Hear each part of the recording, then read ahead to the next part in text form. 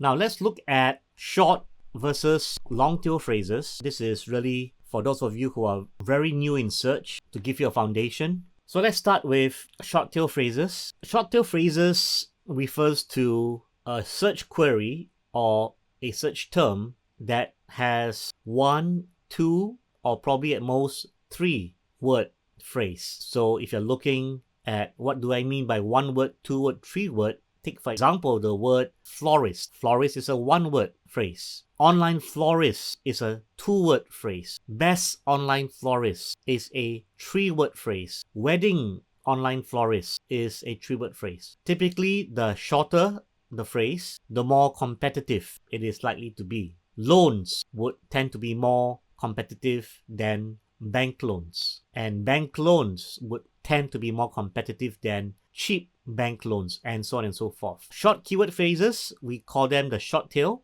They are generally super competitive. However, they generally also attract lots of search traffic. Why? Because a searcher will have to key in 1 word before they key in the 2nd word, before they key in the 3rd word, and probability has to be that shorter word phrases attract more traffic by logic. So what you need to know is that regardless of your understanding of SEO, trying to optimize for short tail phrases will be difficult, as thousands or even millions of web pages will use the term. Take for instance the term weight loss, a very popular term. Weight loss will be considered a short tail keyword phrase. Another thing you also need to be conscious about is the fact that keywords that bring the most traffic are not necessarily the keywords that also bring you sales. So as I did say very often, traffic does not pay the bills, sales do. So enter the long tail keyword phrase, and a long tail keyword phrase is one that is a 3, 4, or even longer keyword phrase that is usually also associated with less competition but better conversion potential. So regardless of whether you're a hotshot in SEO or you're not, it's a good idea to go after the long tail keyword phrases initially. Optimizing for Nike men's high top basketball shoes, which is a long tail keyword phrase, is certainly easier than trying to rank for basketball shoes, which is a short keyword phrase. Is this rocket science? Well, not necessarily. SEO is typically known as part art, part science. So it's an ongoing process where trial and error is often necessary to find the right keywords that convert, because what your intended goal is may fall short on one hand or maybe too simplistic on the other hand. Now let's look at it from a graphical standpoint, the left axis being competition, the right axis or the x-axis being a continuum between less specific keyword to more specific keyword. You will see that search popularity, which means search volume in general,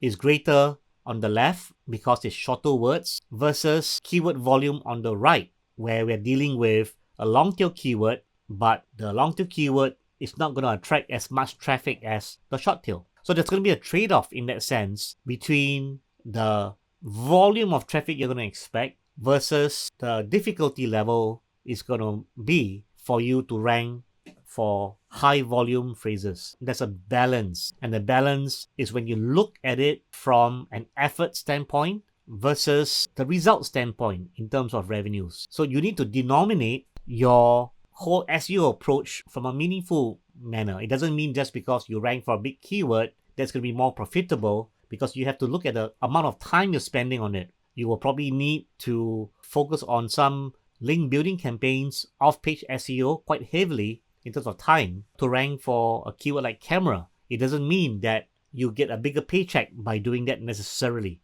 And again, which is why SEO is really a management concept where you assign the right resources, whether it be time or be it money, and you are working towards a return of sorts, a return on investment or ROI. If you take it from a search demand curve and you're looking at it from difficulty level, so demand on one side, difficulty on another side, you will see that the long tail in total even does not necessarily generate the type of traffic that the short ones do.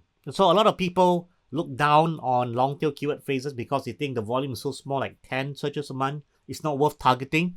But the truth is that it would be worth your time if you were not just focusing on a single long tail phrase, rather you are focusing on a bigger proportion of long tail phrases because long tail phrases are generally easier to rank than the short tail. We are blessed with balancing between high search demand but facing high competition, lower search demand but facing lower competition. But when we bring a third element, which is conversion, it's a fact that long tail keywords convert better because the searcher knows what they want, and that's the reason why their search intent is so specific. And being so specific, it means that they've done their homework, they know what they want, and they're looking for something specific, typically to purchase. So they have transactional intent, and that's important that we are able to meet the needs of people who already want to buy. Because in this case, the speed of transaction will be quick, and the volume can be significant. Again, as I said, when you focus on a bunch of long-tail keywords versus a small group of them. So in summary, the advantage of long-tail SEO